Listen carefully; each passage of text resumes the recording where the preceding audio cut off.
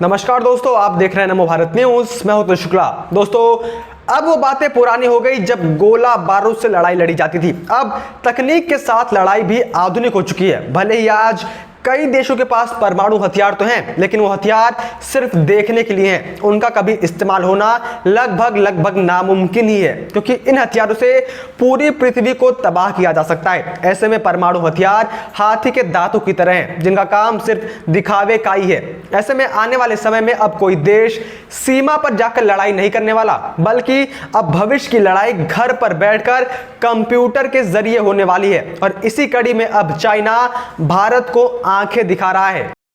China को लेकर अब एक ऐसी रिपोर्ट सामने आई है जिसने पूरी दुनिया को चिंता के अंदर डाल दिया है, क्योंकि चाइना अब जमीन पर होने वाली लड़ाइयों की बजाय अंतरिक्ष और साइबर वॉर की तैयारी कर रहा है, जिसका खतरा भारत के ऊपर भी मंडरा रहा है। अब चाइना का स्पेस वॉर क्या है और भारत उसको लेकर क्या क्या तैयारी कर रहा है, वो सब मैं आपको बताऊंगा। लेकिन उससे पहले आज आप कमेंट बॉक्स में भारत माता की जय जरूर लिखें। दोस्तों, पूरी दुनिया के लिए खतरे की घंटी बने हुए चीन को लेकर सामने आई अमेरिकी रिपोर्ट ने पूरी दुनिया की चिंता बढ़ा दी है। इस रिपोर्ट में बताया गया है कि चीन तेजी से अंतरिक्ष में मार करने वाली हथियार विकसित कर रहा है। यदि वह इसके अंदर सफल हो जाता है तो उसकी दादागिरी और भी ज्यादा बढ़ जाएगी।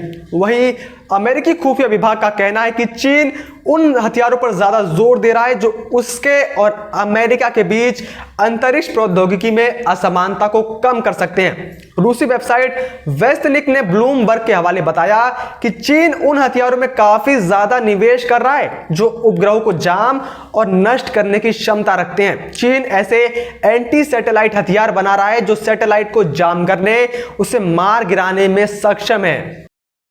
यानी इस तकनीक से न सिर्फ वो भारत के सैटेलाइट्स को जाम कर सकता है, बल्कि उनकी मदद से हमारे उन सभी सैटेलाइट्स को नष्ट भी कर सकता है, जिससे हमारे हथियार किसी काम के नहीं रह जाएंगे।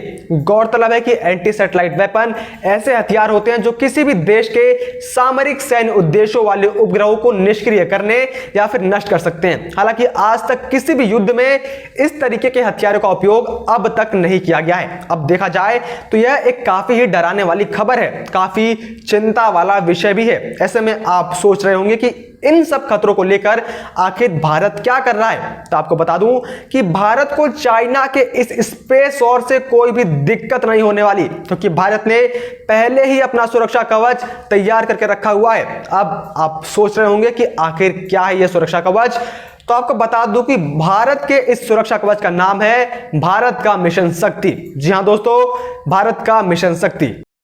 दरअसल बदलते दौर को देखते हुए भारत ने अंतरिक्ष के जरिए देश की निगहबानी की तैयारी शुरू कर दी है। अंतरिक्ष में भारत की सुरक्षा ताकत बढ़ाने का जिम्मा इसरो और डीआरडीओ को सौंपा गया है। भारत ने साल 2019 में ही एंटी मिसाइल सिस्टम का सफल परीक्षण कर लिया था। भारत भविष्य को देखते हुए अंतरिक्ष में दुश्मन के इरादों को चकनाचूर करने की क्षमता विकसित कर चुका है। सैटेलाइट विरोधी मिसाइल के सफल परीक्षण के साथ ही भारत अंतरिक्ष में 1000 किलोमीटर के दायरे में लक्ष्य को भेदने में समर्थ है और वैश्विक अंतरिक्षीय संपत्तियों को मलबे के खतरे से बचाने के लिए इस मिशन के लिए निचली कक्षा का चयन किया गया था। इसके साथ ही दुश्मन देशों के नापाक मंसूबों को ध्वस्त करने के लिए भारत के पास अलग अलग तरीके के लॉन्चर भी मौजूद हैं। और अधिक लॉन्चर होने का मतलब है कि भारत अनेकों टारगेट्स को एक साथ नष्ट भी कर सकता है। 27 मार्च 2019 को भारत ने सैटेलाइट विरोधी मिसाइल से अंतरिक्ष में अपने एक मिसाइल को नष्ट कर दिया था। और इस जटिल क्षमता का प्रदर्शन करते हुए पूरी दुनिया को भारत ने अपनी ताकत दिखा दी थी। इस उपलब्धि के साथ ही भारत दुनिया का चौथा देश बन गया है जिनके पास अंतरिक्ष में मार करने वाली मिसाइल की तकनीक हासिल है। अब तक अंतरिक्ष में मार करने की शक्ति केवल अमेरिका, रूस और चीन के पास थी, लेकिन अब भारत भी इस ताकतवर सूची में 2019 में ही शामिल हो चुका था। भारत के इस शक्ति प्रदर्शन पर बोलते हुए रेड्डी ने उस समय बताया था कि ए सेट का सफल परीक्षण किया गया और धरती की निचली कक्षा में इंटरसेप्टर मिसाइल ने एक घूमते सैटेलाइट को मार गिराया।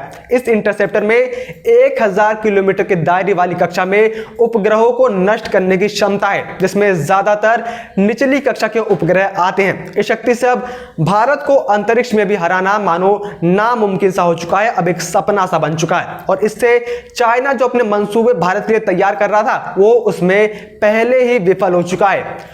एंटी सैटेलाइट के द्वारा भारत अपने अंतरिक्ष कार्यक्रम को सुरक्षित रख सकेगा। भारत के इसरो और डीआरडीओ ने संयुक्त प्रयास के तहत इस मिसाइल को विकसित किया है, वो भी भारत के अंदर ही।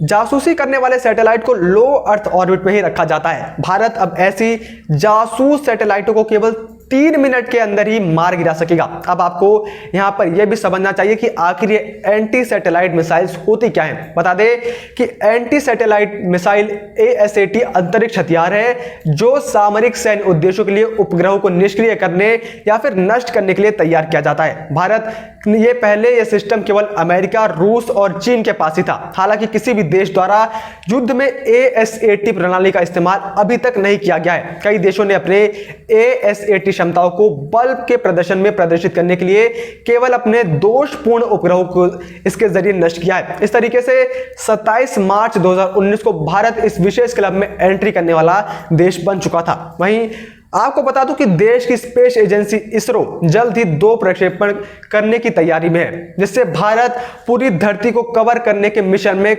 काम में लगा हुआ है। यह मिशन है GSLV रॉकेट अर्थ ऑब्जर्वेशनल सैटेलाइट GIAST-1 को लेकर जाएगा, जिसे धरती से 36,000 किलोमीटर दूर जियो स्टेशनरी ऑर्बिट में रखा जाना है। यह सैटेलाइट पृथ्वी के अपनी धुरी पर घूमने के समय के साथ तालमेल बिठाएगा, लेकिन धरती से देखने पर यह स्थिर नजर आएगा। कहा जा रहा है कि ऐसे 3 सैटेलाइट पूरी पृथ्वी को काफी हद तक कवर कर सकते हैं, जो कि भारत की स्पेस एजेंसी के लिए एक बहुत ही बड़ा मुकाम होगा।